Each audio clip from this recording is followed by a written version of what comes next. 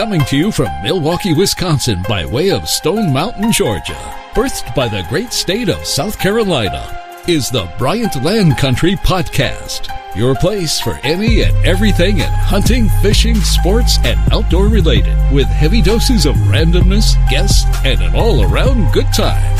Here's your host, proud Gamecock, South Carolina forever, AB3.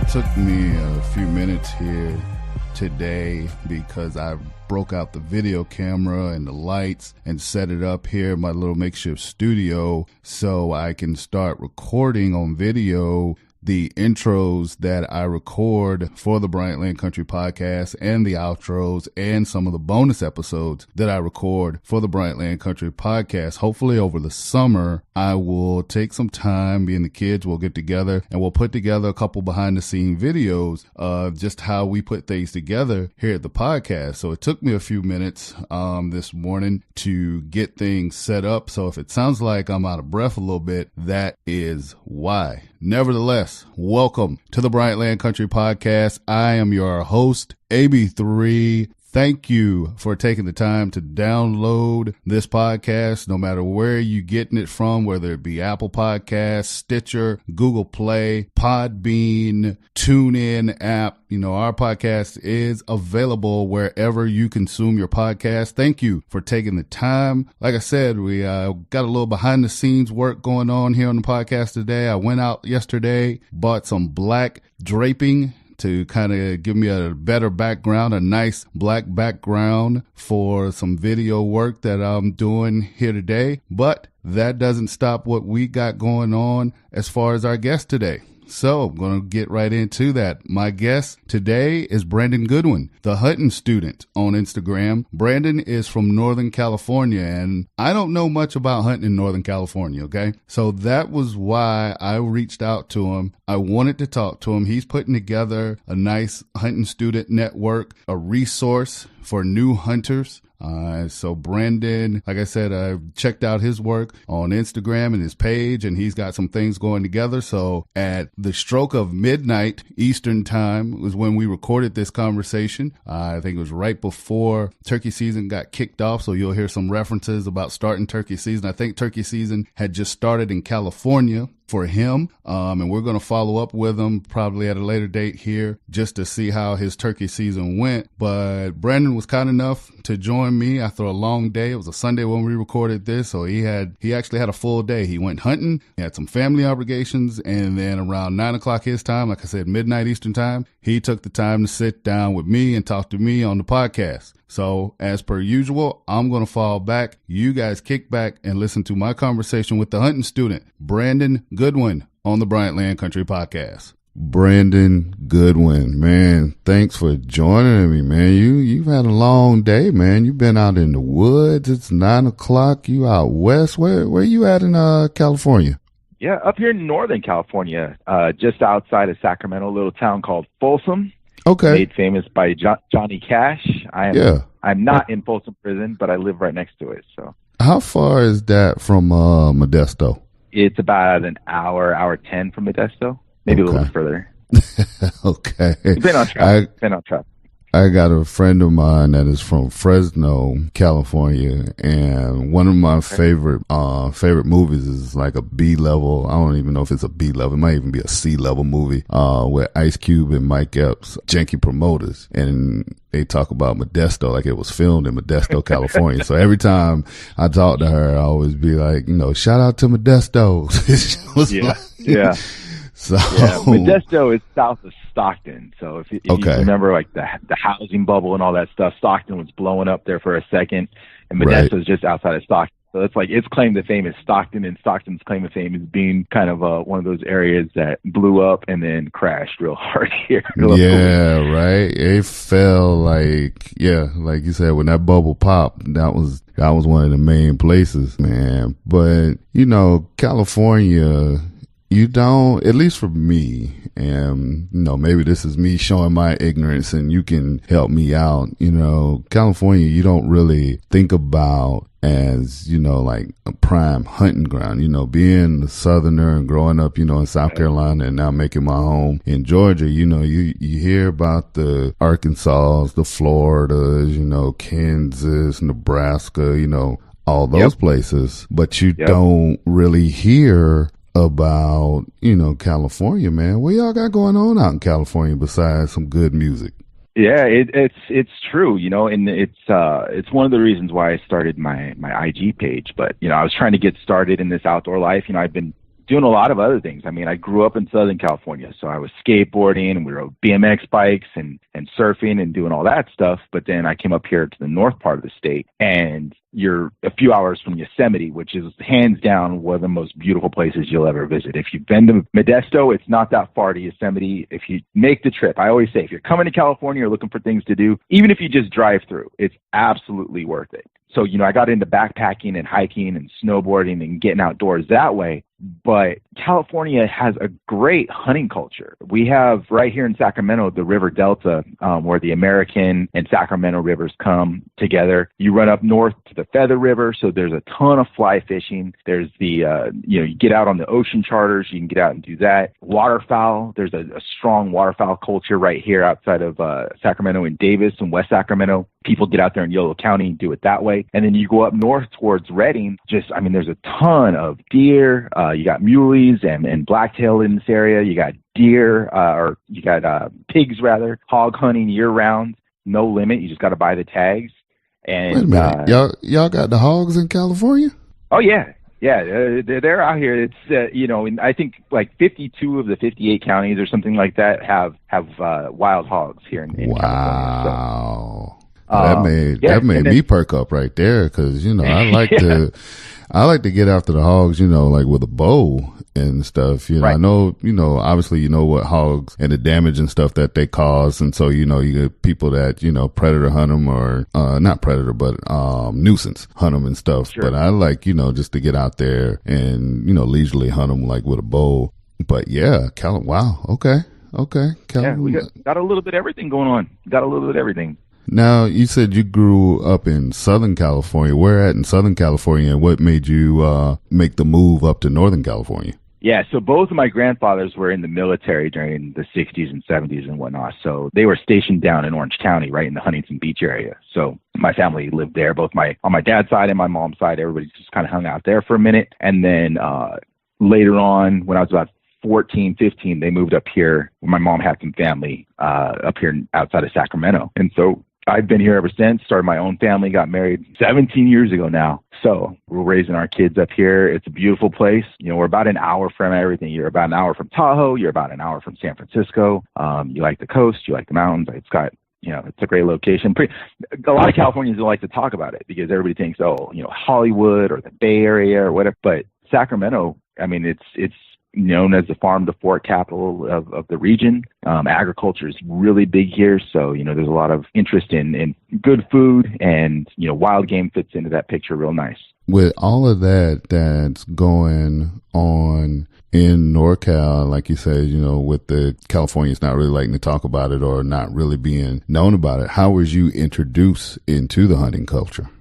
So that was really, it was a personal thing where my dad and my grandfather both hunted back before I could. I remember seeing my dad come home from hunts when I was really, really young, probably 3 or 4. But short time after that, he was in construction trades. So we moved around a little bit. He was really busy, raising a family. And it was just one of those things that he didn't really do too much as we grew up. And so spending all that time in the outdoors, going backpacking and hiking and doing stuff as I, came into my own, one of the things that I was intrigued by was this idea of being able to create a meal from an animal that is harvested from nature. My dad's dad, my grandpa, he was a cook in the Navy.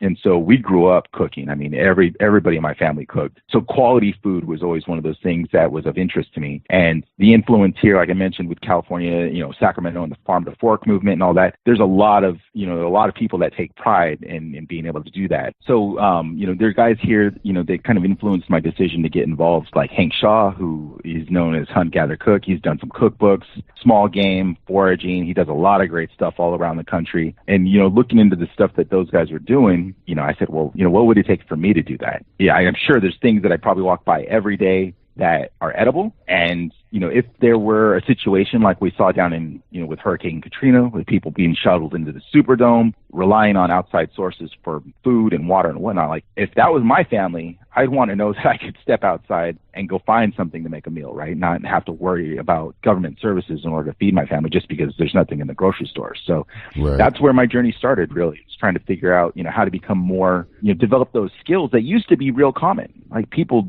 it's just what they did. Hunting was just, was a given. You see old pictures from like the 40s and 50s, people in their church clothes would step out of a car with a rifle, put a deer down and throw it over the hood, right? Right. So, I think we've become a little removed from that because society's become so convenient, but there's always room to grow. And it's one of those things I've really, found a love for. Yeah, I think you're being modest about the little removed. I think majority of, America and even, I dare say around the world is a lot removed from the organic process, if you will, of, going out and killing your own food and processing it and consuming it that way. I think we're far removed from that process. And I also think that people forget, I'm all about technology and I appreciate technology. I love, the technological advances that we've had in our society and stuff. And even when it comes to like our hunting and our hunting weapons, but I think with more technology and of course more options, I think, now people forget that, hey, this was the way that it was done. This was the way that it used to be. Like, this is natural. Like, there's not anything, foreign or bad about this way of life. And I think a lot of times people forget that. Yeah, I totally agree.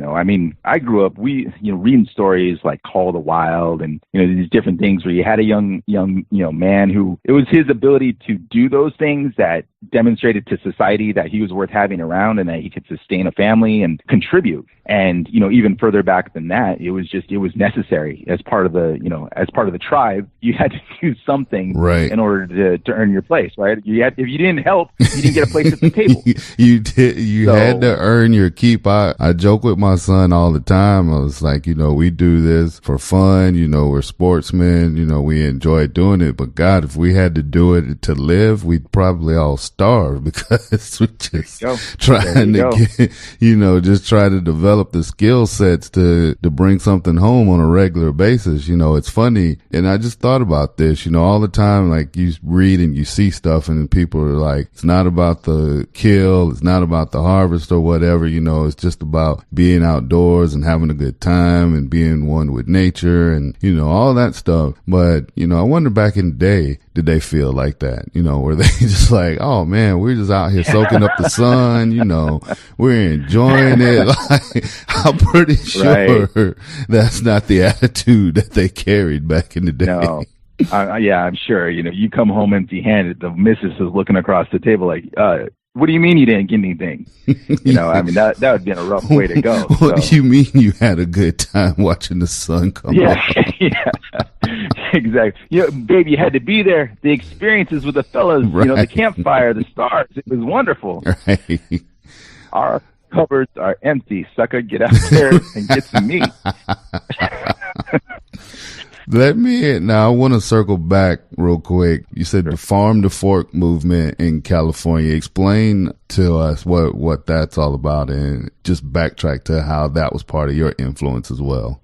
So initially, Farm to Fork was supposed to be an effort that really reinforced the value of small family farms and the attention that they give the land that they take care of, the produce that comes from that land, the animals that are cultivated on that land. And it's become kind of more of a marketing thing where you go to any grocery store and it's like, hey, this is local. It came from a farm 60 miles away. And you look at this family farm, right? It's still owned by, but it's a huge commercial operation. It's completely different. But there is still a strong contingent of folks that are really trying to keep it pure, right? To support the core principle of what farm to fork is really supposed to be. And that's the idea that you could have healthy animals raised in an ethical way. And obviously there are going to be detractors that say there really is no ethical way to end an animal's life. That set aside, I choose to eat meat. There are a lot of us that do. And it's kind of nice to know that there are people out there that are trying to raise the quality of life that these animals have. And I mean, from a nutrition standpoint, from a health standpoint, there are a lot of benefits to raising organic, grass-fed, pasture-raised animals. But for me personally, it was like, okay, well, if that's good, what's even better than that? And so that got me really, looking at the fact that, I mean, there's a river, not 5 minutes from my house. If I go and pull fish out of that river, where's that fish been? Turkeys literally walk through my neighborhood, and they seem to know exactly where the boundary lines are, and where they can reside and where they know that they need to duck because an arrow or shotgun blast is headed their way. So there's an abundance of wildlife here in Northern California. I mean, literally deer and turkey and quail and all kinds of small game. I mean, there's just a ton of different opportunities. And for me, it was like, I'm already out, I'm hiking, I'm camping, I'm four-wheeling, I'm out on these trails, I'm in these streams, I'm in these ponds, I'm in these mountains, and there are animals here. So a lot of the downtime that I was spending, doing other things, maybe reading or hanging out or, throwing a line in the pond, I wanted to take it to that next level of fishing is cool. Done that ever since I was pretty small and have enjoyed it. I'm not a fisherman by any means, but recreationally, I've happened upon fish from time to time that like my bait. I just thought, I see deer all the time. I enjoy venison. I've had friends that have been kind enough to let me partake in their harvest. So what would it take to contribute to the harvest as well? So, my wife, we have a freezer in the garage. She reminds me constantly that it's empty. Other than a few things maybe we picked up from Costco. So, I've taken it as a personal mission to develop those skills. Like we mentioned, it wasn't that long ago when it was just kind of the majority of people knew how to do these things. And I want to gain that back. Now, you mentioned, your wife reminds you constantly about the state of the freezer. Does she go out with you? Does she participate, or is she just kind of waiting to reap the spoils that go to the victor? Yeah.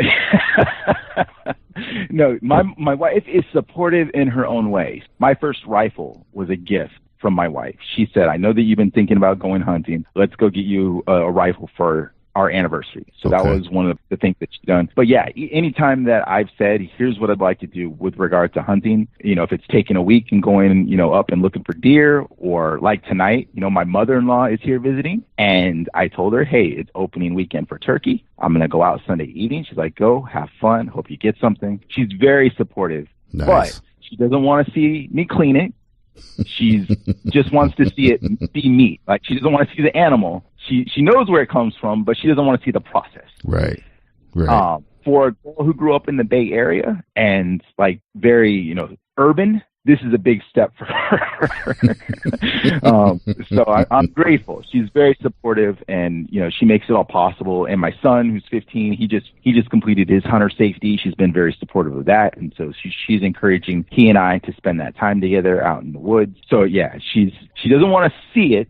She doesn't, she knows what the process is. She just doesn't want to be there until it looks like the thing that she picks up in the grocery store. Right. So. And it's funny because my daughter is kind of the same. Well, she's the same way in that she's supportive of certain animals. Like if I tell her we're going, to trap raccoons, or if we're going, to hunt coyotes or whatever, she supports that because, they can harm the deer and harm the turkey. So that's all right. Well, those in her eyes, those are bad animals. So go for it. But deer, turkeys, anything like that, rabbits, off limits. What did the deer do to you is what I get often.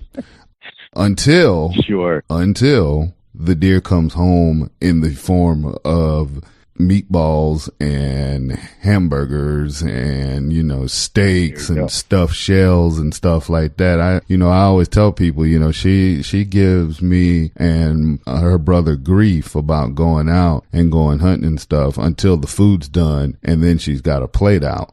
So, you know, it's like, you know, you can't, I guess you can have it both ways, but it's just like, you know, you should come out and see how this goes. But she wants no part of it. He will come out. My problem with him is I can't get him to practice enough with his bow. Whenever I go hunting, he's like, oh, I want to go. It's like, all right, you come on, you can hold the camera. You know, you can take pictures. I'll show you, you know, how to run the camera and stuff. And he's been out with me, you know, doing that. And I've taken him hog hunting a couple times. But my thing with him is just like, you know, you got to pick up that thing in practice. You know, you can't just do it when you see me do it. Like, you know what I'm saying? Like, you got to want it. So, yeah, you know, it's a work in progress, but it's good that, you know, you can get the family involved. And like you said, that your wife's supportive. I like how you phrase that. You phrase that like a man that's been married. What'd you say? 17 years? You phrase that like a man that's been married 17 years. Like, my wife is supportive in her own way. That's, you know, I respect that. That's great. I am not married, so that's why I can say that. So.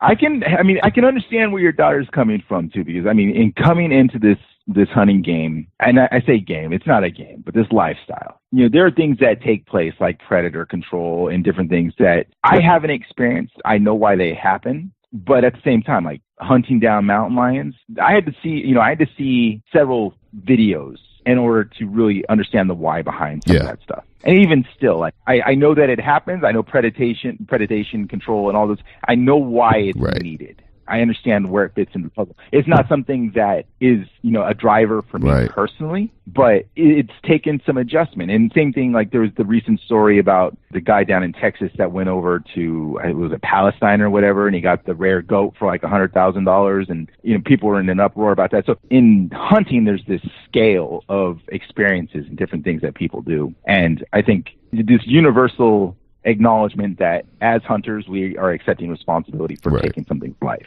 But if we're going to do that, you know, can we say, okay, well, you know, I'll shoot rabbits, but I won't shoot deer, and anybody that does is a nasty so-and-so. I mean, there's a lot of understanding that it's a very dynamic experience. And, you know, I know that. I think the word that you made, well, I'll say it. I won't put words in your mouth. I don't want to do that. But to me, the word is hypocrisy.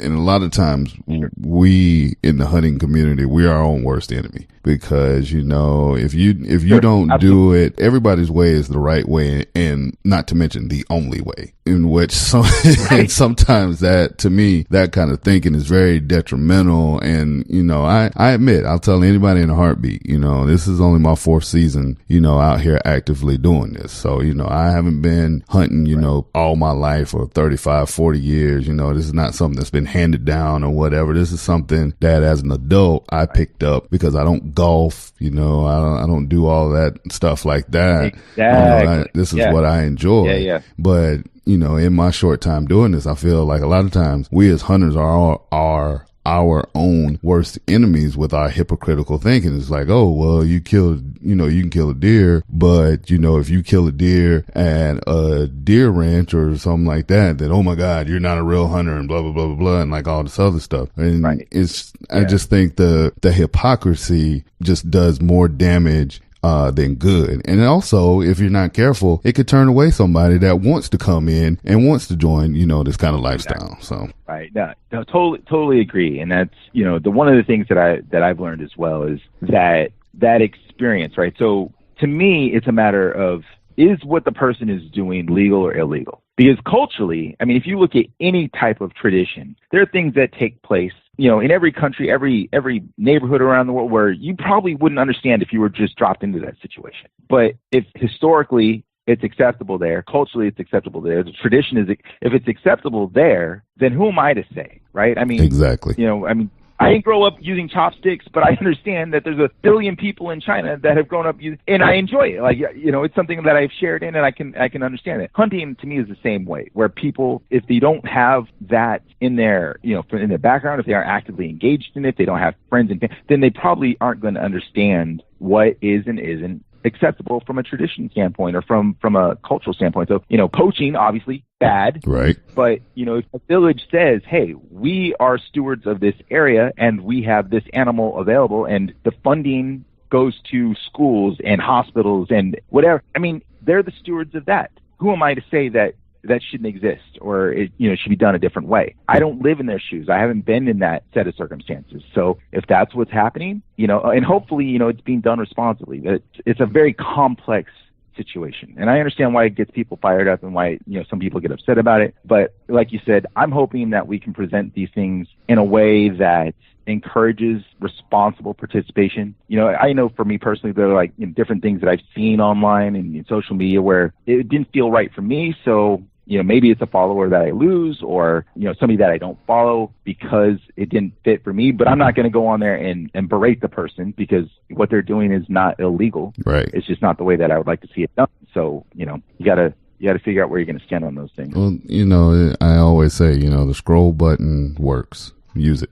The unfollow button, the scroll button works. The unfollow button works. And if you, feel that strong about it, you can always, go up and go into your settings and hide and all these other things. Social media has been awesome. It's allowed us to connect and reach, people that we may not have otherwise done. But sometimes too, I think people, they abuse it. And like I said, it can be a detriment, but as I always say to these things, what do I know? I'm just one guy. So, but right. I do want to circle back to, you said something that kind of got me thinking, like with the cougars and stuff. You guys got a pretty decent cougar population, and you were talking about, like predator hunting and stuff. My general rule of thumb the last, my first 4 years doing this has been, I'm not going to hunt anything that's trained to kill me. Now that's kind of been my rule of thumb, but here recently, I was talking to someone, Ryan, the Buddha, who's actually going to be coming up on, in a couple episodes on my podcast, Cheap Pop. He was saying to me about bear hunting and how, good the bear meat and stuff is. And he's, like really the first person that I've talked to that really put over bear meat. And he was, all about it. He was like, oh, you got to get your points. You got to go out and try it. Like I said, my general rule of thumb is not hunting anything that has basically spent its entire life being trained to kill me. But it's one of those things that, people enjoy and people do. My question is with the cougar population and stuff, and you said, you haven't really done a whole lot of predator hunting. Is that something that you want to get into? Is that something that you want to try? Like what you're thinking about that? Yeah. So in California, and I'm not, I haven't looked into it a ton, but it's my understanding that the use of dogs is prohibited, which from what I understand, like the houndsmen and their culture around bears and cougars in particular, panthers, mountain lions, like a mountain lion hunt without hounds is, from what I understand, is really just kind of, you're going to lose. It's not the same experience. That being said, I've heard great things about eating mountain lion. I personally have had bear and it was delicious. Really? So, oh yeah. Yeah, it was, as a kid, one of my dad's friends, who's a big hunter, he put on a spread and we had moose and elk and venison and bear. Bear was it has a reputation for being a little greasy. Right. But I think, again, the modern preparations, people like Steve Ranilla and Hank Shaw, like all these different guys that have this kitchen experience and wild game experience, they've, I think, transformed that. So a lot of the stuff that people have held traditionally from a preparation standpoint, there are a lot of alternatives. My experience with bear meat was that it was great. I remember as a kid having these giant teriyaki sweet and sour bear meatballs and just digging in both fish. It was delicious. Okay. You're right. For California, we do have a pretty robust mountain lion population. And here where I live, it's, there have been over the last few years, well, I say few years, but, since I've been aware and paying attention, the occasional mountain lion attack. And it's just a matter of human encroachment into a natural area. And like I mentioned, this is a very healthy ecosystem with regard to water supply, food sources. Predators are going to follow that. We can't have all these deer and pigs and turkey and not expect predators to thrive as well. Right. because it's food for them too. Control. Exactly. I always say, we're all food at some point. Everything is food at some point. So, it's just a matter of, for the mountain lion situation, I know personally, like when I go out, even when I go out just backpacking, I carry a sidearm. Definitely. I've camped in places where I could hear bears active and I couldn't see them, which was even more unnerving because there were deer not 2 feet outside of my tent, and I could hear a bear up in the hill and could not see the thing. It did not make itself visible, and I looked actively to try and identify where it was so I could move to a safe distance, and it just held back. And to your point, it's a predator. Bears are known to hunt people actively if they are under pressure. Right. And they will do things that prey animals won't do. A prey animal will depart. It will leave your vicinity and not look back. A bear will run off and then circle around behind you. And see that's very unnerving. Exactly. Yeah, no, I agree wholeheartedly. And so, if we're continuing to grow as a state, I mean, California is the most populous state in the country. It's the 5th largest economy in the world. People continue to come here, right, and we continue to build out into these habitats. There's going to be, I mean, you can't move into a new neighborhood and not expect to know your neighbor. Well, at the end. That's quite possibly the best way I've ever heard it put because, back home in South Carolina, especially in the coastal areas, like down in Charleston and, Georgetown, these places like that, Myrtle Beach, they're constantly, like you said, constantly expanding. And a lot of these housing developments and apartments, I mean, you're basically building on wetlands. Or converting wetlands, or you're either building close to wetlands and you got to put up these, don't feed the gators, watch out for gators and stuff. Man, they were there. You guys decided to build out there. It kind of comes with the territory. I bought, land out in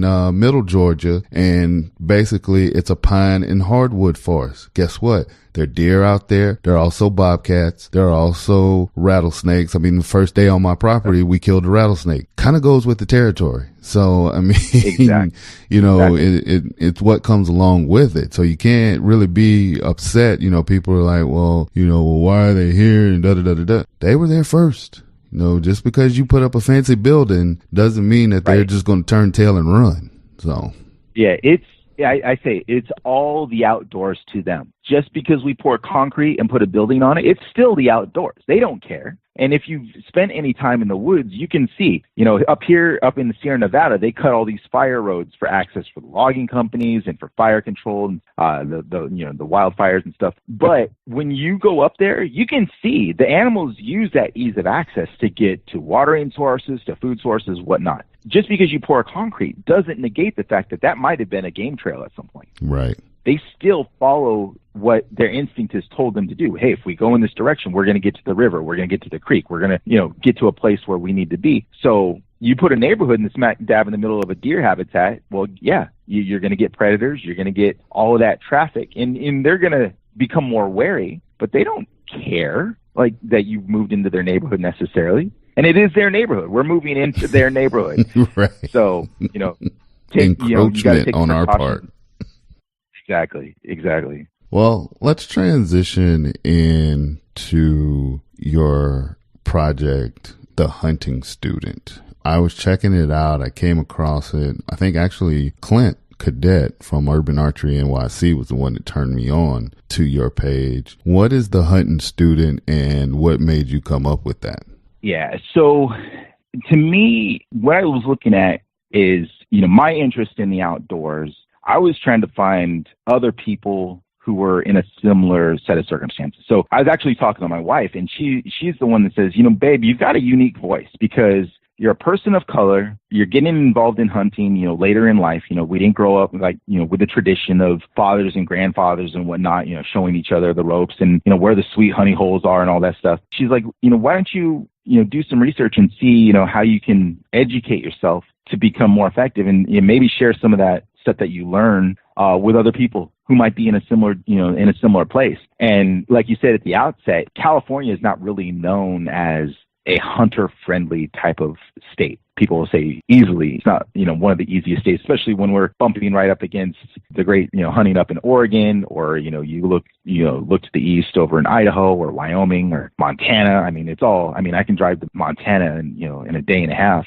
So I was looking at all these things online, and I'm like, man, I'm doing all this research. And one of the things I found myself bumping up against all the time was just nobody really talking about what the Western hunting experience is locally to California. And then as I started watching the people that were talking about how to get involved in Western states hunting in particular, there's all these great resources. But I'm like, there's not a whole lot of brown people represented in this culture. Right. And I know they exist, because I go to the sportsman's expos, and I go to different shows, and I'm like, I see them there, but in the media, there isn't really a strong representation. So for me, the hunting student represents a resource where early on, what I said is, I'm going to put this thing together. And my personal philosophy is, I don't have an ego about my hunting experience, and I don't get involved in the politics. Right. That's what this platform is going to represent, because I want people to be able to come in, ask any question, share any experience, try and figure out who they want to be. If they're looking to get outside and enjoy the outdoors in whatever capacity that is, and I've highlighted hunting, but I don't care what the question is. If you want to talk about rock climbing, you want to talk about windsurf, whatever it is. If you're trying to get outside and you're not sure where to go, being a student, this is an experience where you hear guys that have been in it for 5 years that have a wealth of knowledge. You have guys that have been in it for 30 years that don't know nothing.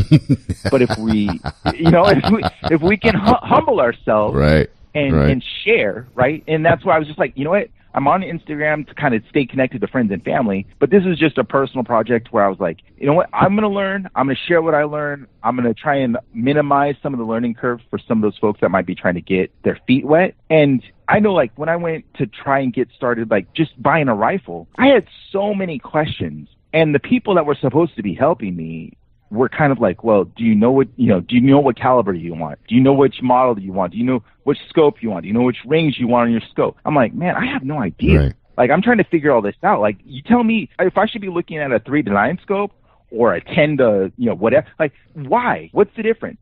Here in California, I'm just getting started. Don't point me just the most expensive thing that I can afford, but tell me why these things are important for me to know. And so that's what I'm trying to figure out. I'm trying to connect with people like yourself. My guy down in SoCal here, Guy, he's on Western Contours podcast. He's been a great resource for me. Guy, shout out to him, because that guy, he just said, hey, keep doing what you're doing, because, a lot of people are kicking over those same rocks. So if we can share that knowledge and encourage people to get outside, it's beautiful out there, man. With all the stress and the grind and everything that people are dealing with, especially here in California, there's this facade of Hollywood and, people being plastic. And there's some really good, down-to-earth people here. And I've met a lot of them, through this experience, getting out, grinding, spending time on the hill, getting out and doing some fishing, whatever it is, hiking. That can unite people. And where we're at, in society today, if it's just a little bit, I see that as a good thing. No doubt. Definitely. It was the same way with me, like I said, when I started, it was just kind of like, hey, I'm going to go try this. And I remember, my first experience, going to an archery shop and, just taking a little introductory class, whatever. I think it was 20, 30 minutes. They kind of walk you through, how to shoot a compound bow how to shoot a traditional bow. And, they go through all the steps and everything of archery. And I remember the guy just being he was cool as far as explaining everything, but he was just everybody wants to shoot a compound bow. Nobody wants to take the time to learn how to shoot a traditional bow and the patience and blah, blah, blah, blah, blah that goes in. And I was just I sat through it and, I got through it and I was just all right, yep, I can do this. And I went down to the Bass Pro and I bought a compound bow because I knew that's what I wanted. I just wanted to make sure before I invested in it that it was something that, okay, it's not as hard, to get started as I thought it was. And I'm just going to go down here and then I'm going to do what I wanted to do anyway. And I'm glad I did because, I got into it. I started shooting it. I love it. It's my favorite form of hunting and bow hunting. And I'm hunt with a compound bow for as long as my shoulders let me. So, but when I started, you know, like you said, just looking for sources to ask questions and to be able to ask questions without being judged or berated and stuff, you know, going back to social media. Right. Everybody is a freaking keyboard warrior. They put stuff on, you know, social media and they, you know, troll and say things, well, you need to have tough skin and not be a slow flake and all this other BS. When the only thing you want to do is just ask a question to get an answer so you can go about your business. So that's why, you know, pages like yours, they're invaluable, man.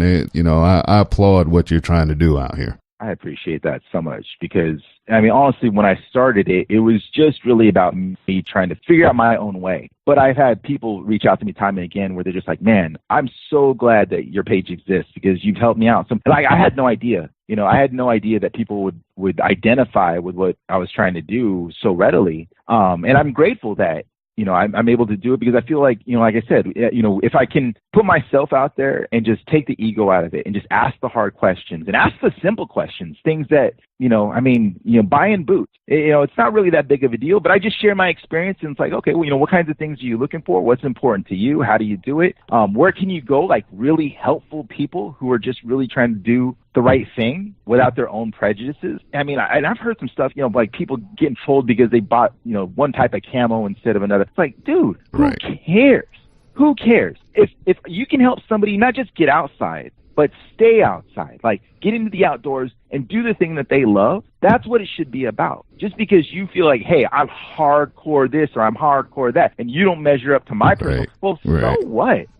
So what? Who are you, right? I mean, you know, there's probably something that person does that you could never do, but you just don't know it because they're stepping over into your world where you feel established and you feel confident and you feel like, hey, I've got the expertise and I know. Well, encourage their growth. Don't try and stunt it, man. Just get out of the way. Yeah, it is hard for, you know, like I'm in a lot of like groups, Facebook groups and stuff. And, you know, I see people ask questions and stuff. And I applaud them on one hand because they're brave. And then on the other hand, it's just like, golly, man, the guy or the gal is just asking a question because they genuinely don't know. They're just genuinely asking a question. But, you know, like you said, as long as you are trying to get into it and trying to learn and stuff, I mean, man, you need all the encouragement you can get. Exactly.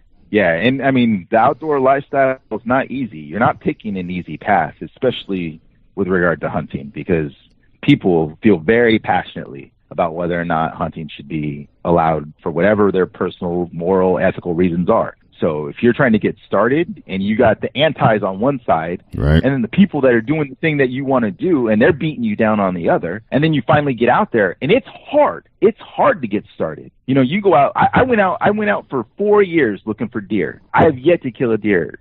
Last year I came my closest. Okay. But figuring out like public land, where to go, when to go, you know, what the animals are doing, how to get in the right spot.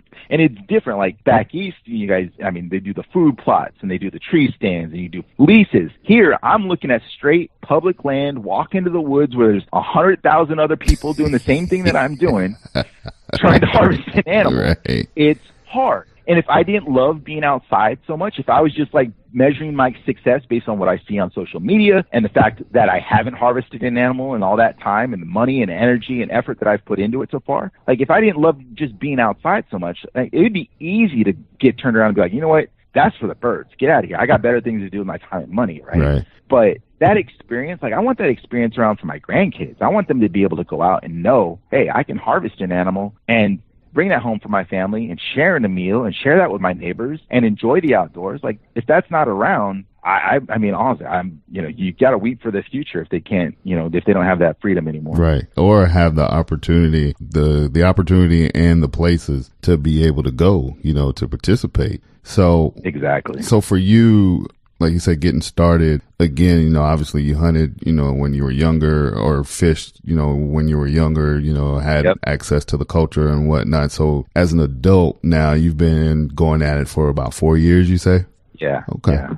I mean, like I said, we're on the same kind of timeline, you know, with myself. You know, like I said, I picked up a bow. I was able to go hog hunting, harvest my first hog, you know, maybe about 4 or 5 months in, got a deer the year later. And then I took up duck hunting. And I mean, now you want to talk about another bunch of self-serving people. I'm not going to get into that, but I tell you what, though, if you can do it, you know, duck hunting, goose hunting, you know, any kind of waterfowl, man, that is a blast. And I've seen people, and I've talked to a few people on social media about the waterfowl hunting and duck hunting and stuff out in California and in the Pacific Northwest. And it's on one of my to-do lists to go out there and check it out. But I mean, I feel like anyway, I don't think I got any signs of slowing down or stopping. You know, I harvested my first doe on my own land. You know, I've had my own land now for about 3 years. I finally took a doe off of it. Very proud of that. Had a close encounter with a nice sized buck. Couldn't quite, you know, seal the deal. But I mean, that's all part of it. And it's all part of the experience, and you're learning.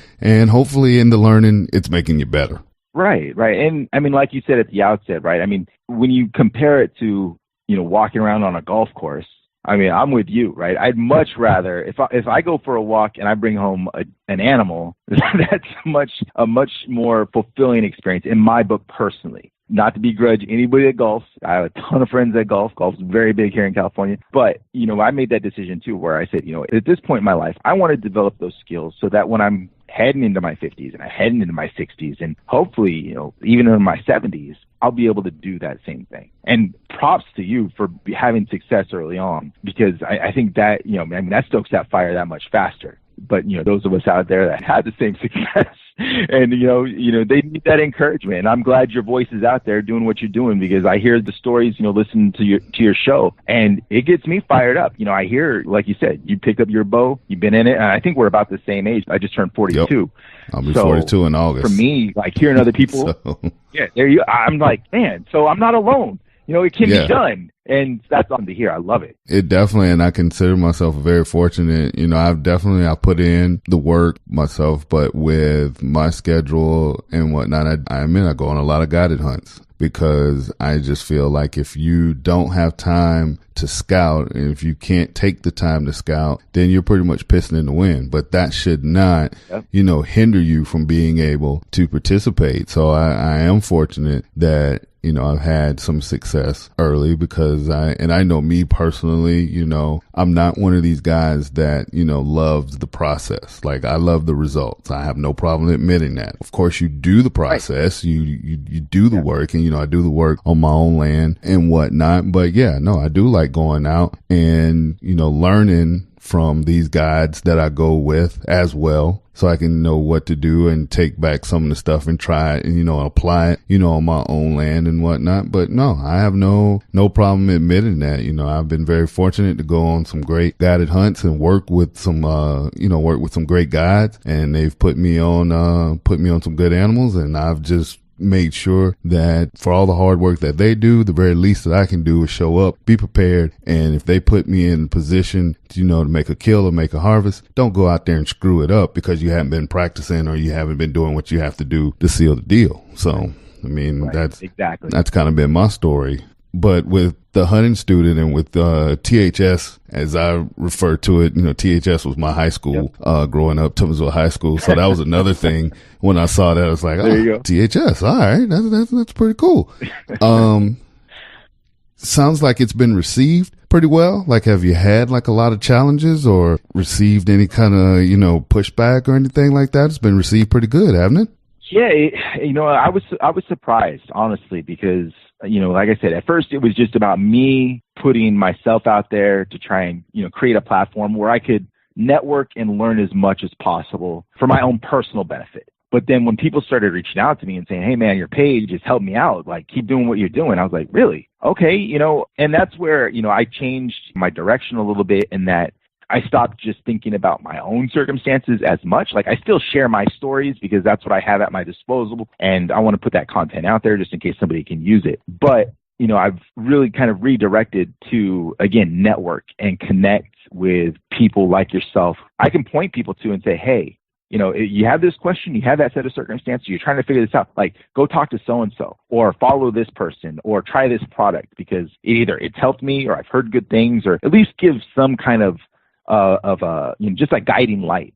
And so that's where, I've shortened it, from the hunting student, worked with a great guy, Jesse Ray, who helped me create the logo for THS, and really started thinking of it more as a platform for people who are interested in anything outdoors. But, again, because hunting seems to be the most polarizing element of the outdoors experience, just really providing a little bit of extra support for those people that are trying to get their feet wet in the hunting world. Definitely. Now, big picture, long term, what do you see THS turning into? I mean, I see you got the website already set up. Are you going to produce some videos? Like what's your long term, or even the next thing? What's the next step for you? Yeah, no, that's a great question because, honestly, I started this thing, it's only been, maybe 3 or 4 months. And the transition happened so quickly, it really got me thinking about what it needs to represent, what I want it to be. And I was talking to someone earlier because I just put a quick question on my Instagram story. I just said, if you guys would you rep THS swag? Like if I put stuff out there, would it be something that you'd want to represent? And overwhelmingly the message was, I'd rock it. It's a cool thing. The logo looks nice, but I didn't want to just put another T-shirt on the market or another, decal or hat or whatever. I wanted it to represent something. And so that's what I'm trying to figure out in developing the web content. You said, want to, put some videos out there that mean something. Maybe it's a little bit different than what people have seen before. And just leverage the platform, not only so that it's giving to the community from an educational standpoint, but the revenue, any revenue that's generated will be used to give back as well. I'm not a wealthy dude. I just, exploring this thing out of pocket really. But, if we're going to, if we're going to sell hats and T-shirts, what does that represent? It's not just going to be about, me, making a quick buck. I want it to go back into the things that are helping the community grow and thrive. So that's what I'm trying to nail down. I'm trying to figure out what that framework needs to look like, what the commitment's going to need to be from me. Am I going to need help? What direction does that need to be focused in? So we're exploring all that right now. So I'm open to suggestions. At this point, it's in its infancy. So anything's possible. Whatever we do, I want it to be a force for good and for positive change. So what that ends up looking like, whether it's youth programs or conservation or other ecological, or I'm still doing a lot of digging, trying to do the research so that we can figure that out and put it out there in a way that will make a lot of sense to support the effort to help people get their toes wet, get out there, get outside, enjoy what, nature has to offer, and do it in a way that's supportive and contributing to, what we'll be leaving behind, for our kids and our grandkids. Definitely. Now, a couple more and then I'm going to get you out of here. What is your favorite method? What is your preferred method? And I know you said you just started, with the rifle. Do you like the bow, or are you getting more comfortable with the rifle? What's your favorite method? So I'm all about the season extender, man. Rifle is fun. Bow is fun. I picked up the bow. My good buddy Perry Self, who's helped me out a lot, he let me borrow one of his bows because I have a friend who has turkey on her property, and she said, if you want to come and get one, that's cool, but it's only a 10-acre property. She's like, I don't want shotguns going off, so bring a bow. So I picked up a bow for the first time, and absolutely, I shot a little bit of archery when I was a kid, like simple, little bows. Sure. Not this new age compound technology. These things are incredible. And so I had one. I borrowed Perry's for 3 weeks. I go like, no, this isn't going to do. I got to go get my own.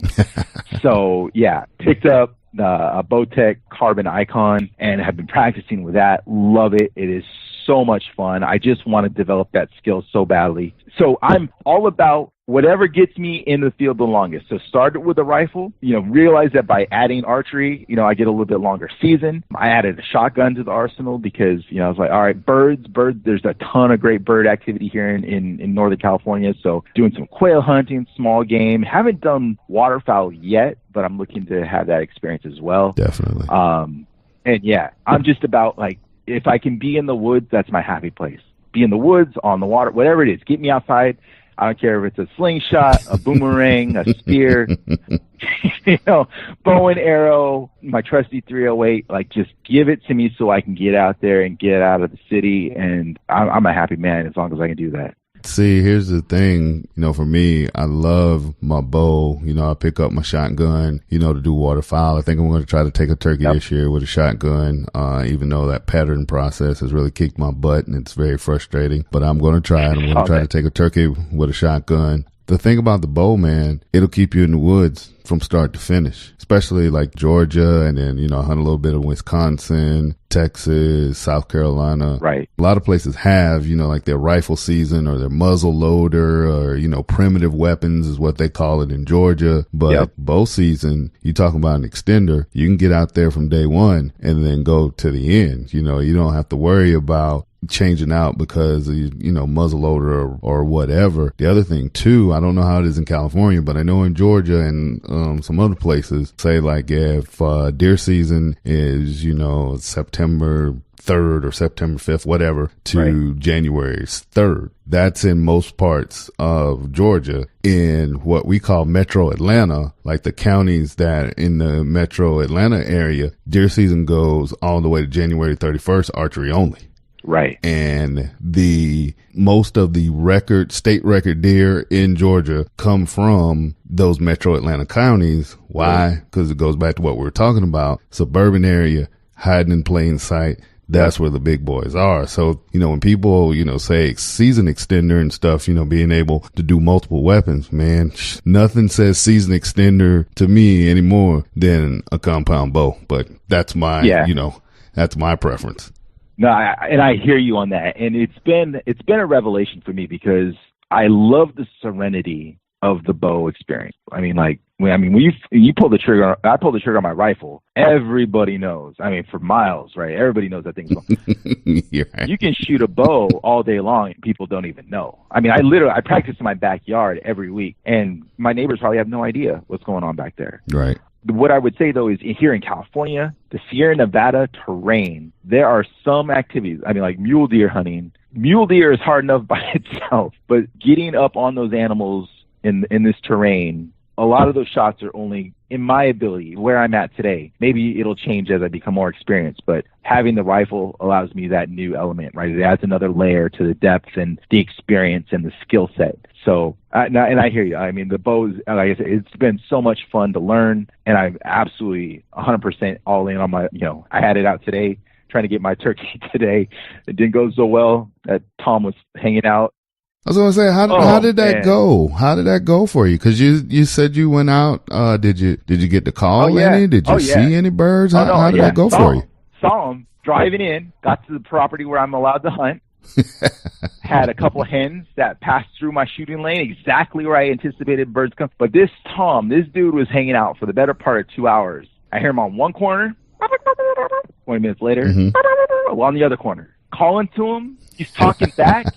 That dude would not come in. I mean, even to here in California, shooting hours end at 5 p.m. And I was like, I don't care. Okay. I'm not going to shoot him, but I want to see if I can get this joker to come in. And he hung out, and right around 6:30, sundown was about 7:25. Right around 6:30, he just stopped talking. So I still hung out, though. I was like, well, all these hens keep passing through my shooting lane. I'm going to see if he comes through here, and he never came around. But I'm going to go back out there tomorrow morning. I'm going to be out there before dawn. I'm going to wait and see if I can get that joker because I know he's hanging out. But are you running decoys, or what are you got any decoys out there, or? I'm going just DIY brush blind with a diaphragm mouth call, and just I've got this little area where on my friend's property out there where I've just kind of set it up. I'm trying, it's a matter of personal fulfillment at this point to get it done without the decoy, without any extra. But sure, I've been humbled. I might have to go. I was thinking about it today. I'm like, man, if I had a hen laying down out there, maybe it would have caught his eye. I don't know, but it's a great experience. I mean, I learn something every time. I love it, and at some point, I mean, I'm all in. I got to get him or one of his friends. I don't care. I'm not picky. Right. Now, what out in California? What do you guys got? What, Easterns? Yeah, Rios mostly, actually. But really? Yeah, we get. I mean, a little bit of everything except those Osceolas. The Osceolas. Yeah, down in Florida. Yeah, we get some Miriams, we get some Easterns, get some Rios. Mostly Rios up here where we're at. yeah, there's some good looking birds. There's some handsome toms prancing around. Groups, you see groups, 20, 30 thick. And wow. Yeah, it's beautiful. It is so tempting. And literally, like, I saw a group outside of the riverbank on my way home today. Can't shoot there because it's a state park. But in the middle lane, there was a tom that had been dumb enough to try and cross the road. And so my wife's like, "There's one." I can't. It doesn't do me any good. Right. You're like, it doesn't quite work like that. Yeah. No, I hear you. Now, the thing with Miriams and Rios, I had a fella tell me last year when I was hunting my Miriam, you can't overcall them. And I think that's the fun part of hunting those birds, the Miriams and Rios, because Easterns, they're a little finicky. Osceolas are even more finicky. But Miriams and Rios, every 15 minutes, hit them with something. Hit them with a little something different. If it's not working, then hit them with something else. But that's one of the beauties of being able to hunt Miriams and Rios, because it's a fully interactive experience. You're not just kind of calling every, 30 minutes or whatever. I think guy told me like every 15 minutes, hit them with something. And because they're very talkative, they're very, social birds. Oh yeah. Yeah. This joker was chattering for the better part of 2 hours. He was talking. He just didn't like what I was saying. I'm just not I don't flirt very well when it comes to turkeys, I guess.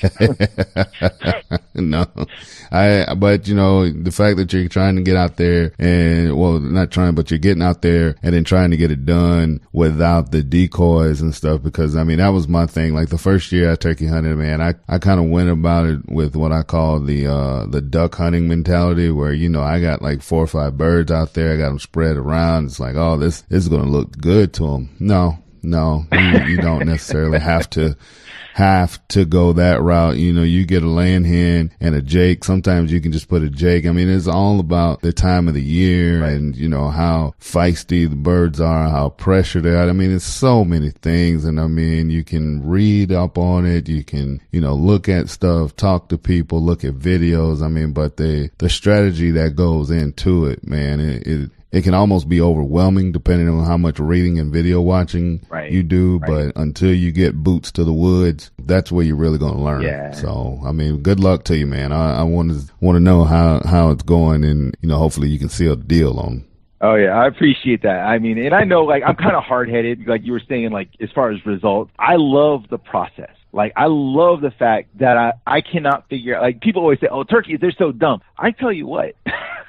They're equipped for survival. Like every animal we go after. Exactly. Every animal is equipped for survival. They don't get old by being stupid. And the way I look at it, they're just like people. There's some that are very smart. There's some that have average intelligence. There's some that clearly have above average intelligence. And then there's some that is just dumb as a box of rocks. That's just the bottom line. And if you go in there underestimating any animal whose whole life survival or whole life, existence is to survive, and you go in underestimating that, you're already putting yourself behind the 8 ball, in my opinion. But exactly. And I just, again, back to the IG moniker of the hunting student, I love the learning part of it. I love figuring out, like, what makes these things tick. Why are they so good at what they do? How can I get better at doing what I'm trying to do? And just that whole process, that I just have that curiosity. Like, I want to know, like, is it possible? Is it possible for me and who I am to adapt my skill set, my abilities, to be successful in trying to turn this bird into a meal? So, it's been a lot of fun. Right. Man, Brandon, I have really enjoyed this. This is, great conversation. Like I said, I'm enjoying what you're doing, with the hunting student, continued success. And then, anything that I can do, or if you got any questions or anything, I can help you out with, especially like with the media part, when you start putting your videos together and stuff like that, man, don't hesitate to reach out. I think you're doing a really good thing here. Much success to you, and I hope it continues to flourish for you, man. I appreciate that, and I will be reaching out because I appreciate what you do. Like I said, I started listening when I saw your announcement that you were going live on the podcast and everybody you've had on, I'm just like, man, this guy just keeps lining them up. So I learned from all the stuff that you've been putting on. You're finding some incredible people, and it's just, keep it up, because there's those people out there like us, right, that are trying to figure out the way to do this and don't have to be all about themselves about it, but a helping hand. We just build out this community, and that way, like you said, we can preserve the outdoors for the generations that are coming behind us. Most definitely. Brandon, I appreciate you. Before you jump here, let the people know where they can find you and find the Hunting Student. Yeah, absolutely. So I'm on Instagram, The Hunting Student, and we're getting ready to build out the website, thehuntingstudent.com. I'm online, just Instagram. I'm not on Twitter with this stuff yet, or Facebook or anything like that. I'm trying to keep it very specific, because the platforms, the way you can in my experience, you just overextend and try and manage too many. I'm just one guy right now and just trying to help out where I can and learn what I can. So hit me in the DMs, reach out, let me know what questions you have. I'm never going to give anybody who's trying to learn a hard time. I want to support that. And if there's anything that you feel like I could benefit from, I just got a great tip on an app that's going to help me with my turkey calling abilities. So I appreciate that too. It goes both ways. But AB, I appreciate you having me on, man. It's been awesome. And I know you've had a long day. So thanks for dealing with me on this West Coast time zone. Oh yeah, no problem, man. Like I said, wanted to talk to you, and I was going to accommodate your schedule. When you told me you got family, obligations, you'd be a fool to beef with that. You got to keep all that stuff in order. You got to go out to turkey hunt. You got to take care of your family obligations, and you just knocked down an interview on the podcast. So man, no, I appreciate it. You've had a full day yourself, but I'm going to go ahead and get out of here. Brandon, Yep. Thank you, and we'll talk again soon, man. Yeah, absolutely. All right. Once again, I'd like to thank Brandon Goodwin for joining me on the Bryant Land Country Podcast. Hopefully you guys learned something, and you guys will check him out on Instagram at The Hunting Student, and check out his projects that he'll have coming up down the pipe here real soon. As for me, before I get out of here today, I just want to remind you guys of a couple of things. BryantLandCountry.com is the website. We have a shop page. We have new gear on there. We got a Bryant Land Country Podcast t-shirt, and then we got a Hey Turkey t-shirt. Go and pick you up one. We got hats. We got hoodies. We got other t-shirts. Make sure you take the time to go look at the Bryant Land shop and pick up and purchase something. Also, we have videos that we've been putting together, not to mention videos that I'm working on now, but videos that we've done in the past, telling some great stories, some pretty funny videos, some great informative videos of interviews that we've done. Make sure you check out the on-demand tab on the BryantLandCountry.com page. I'm going to get out of here. Make sure you come back next week. Hey, also real quick, if you are new to the podcast, if you're just downloading this podcast for the first time, go and check out the other episodes, man. We are building a catalog. We got some bonus episodes on there on our catalog on our podcast, which a little bit more edgier. Kind of let my hair down, what's left of it anyway, on those bonus episodes, just kind of spitballing and telling you what I think about certain things, and some of my travels and some of my experiences out in the field doing a little bit of hunting. But make sure you check out those bonus episodes of the Bryant Land Country Podcast. They're called the bonus eps. Make sure you check those out. Hey, thank you again for supporting the podcast, supporting the brand. I'm going to get out of here, and I'll catch you guys next week on another episode of the Bryant Land Country Podcast. Thanks for listening to the Bryant Land Country Podcast, hosted by AB3. Please leave us a positive review and 5-star rating on iTunes. Be sure to check out our podcast section on our website, BryantLandCountry.com, for previous podcasts. Check us out on Instagram at Official Bryant Land and Twitter at 3BryantLand. This has been an AB3 Media production. Join us next time for another edition of the Bryant Land Country Podcast.